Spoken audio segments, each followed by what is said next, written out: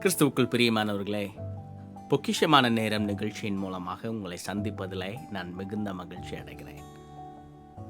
கடந்த 6 மாதம் முழுவதும் கர்த்தர் நம்மை அதிசயமாக வழி நடத்தி வந்தார்.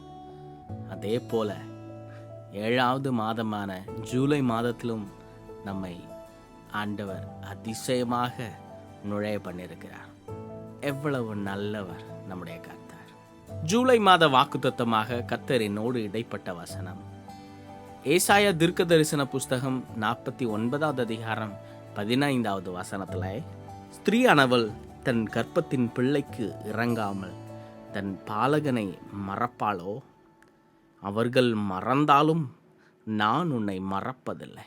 ஒரு தாய் தன்னுடைய பிள்ளையை எந்த நேரத்திலும் மறக்க மாட்டாள். எப்போதும் பிள்ளையின் நினைவாக இருப்பாள். ஆனால் ஒருவேளை தாய் கூட மறந்து போகிற நிலைமை, தாய் கூட கைவிடுகிற ஒரு நிலைமை காணப்படலாம். நம்முடைய கர்த்தர் மறவாத தெய்வம். நம்மை ஒவ்வொரு நாளும் நினைத்து கொண்டே இருக்கிறார்.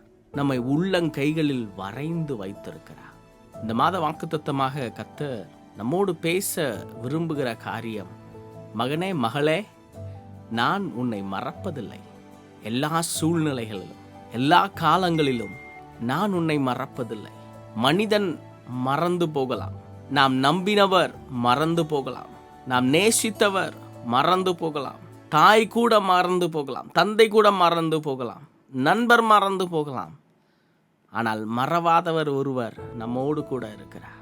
இஸ்ரவேலை காக்கிற தெய்வம் அவர் தூங்குகிறதும் இல்லை, உறங்குகிறதும் இல்லை. அனுதினமும் எப்போதும் நம் நினைவாகவே இருக்கிறாரே. இந்த நாட்களிலே நாம் அதிகமாக மறக்கப்படுகிறோம், மறந்து விடுகிறோம். நம்முடைய வாழ்க்கையிலே நாம் என்னென்ன காரியங்கள் செய்ய வேண்டும் என்பதை கூட மறந்து விடுகிறோம். அதற்காக அதை நாம் ரிமைண்டர் போட்டு இந்தந்த காரியத்தை இந்தந்த நேரத்தில் செய்ய வேண்டும் என்கிற ஒரு ரிமைண்டரை நம்ம ஃபிக்ஸ் பண்ணுகிறோம்.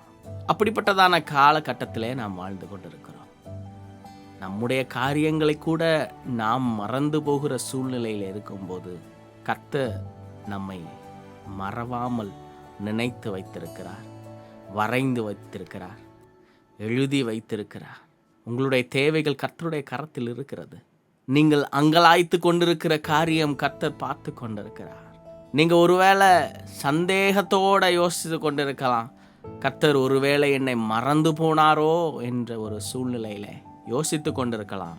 இல்லை சகோதரனே, சகோதரியே, கர்த்தர் மறக்கவில்லை, மறவாத தெய்வம். அவர் மறப்பதில்லை, நான் உன்னை மறப்பதில்லை என்று வாக்குத்தத்தமாக சொல்லியிருக்கிறார். இந்த ஜூலை மாதத்துல நீங்கள் மறந்து போன விஷயத்தை கூட கர்த்தர் நிறைவேற்ற போகிறார்.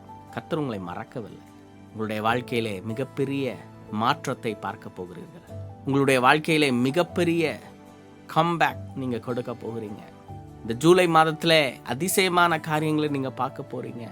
உங்களை மறவாத தெய்வம், உங்களை நினைத்திருக்கிற தேவன் உங்களுடைய வாழ்க்கையில மிகப்பெரிய அதிசயத்தை செய்ய போகிறார். இந்த மாதத்துல கர்த்தர் உங்களை ஆசீர்வதிப்பாராக. உங்களுக்காக நான் ஜெபிக்க வாஞ்சிக்கிறேன். எங்கள் அன்பின் பரலோக தகப்பனே, இந்த வாக்குத்தத்த வசனத்தை பார்த்து கொண்டிருக்கிற ஒவ்வொருவர் மேலும் உம்முடைய அபிஷேகம் இறங்கி வரட்டும் அப்பா.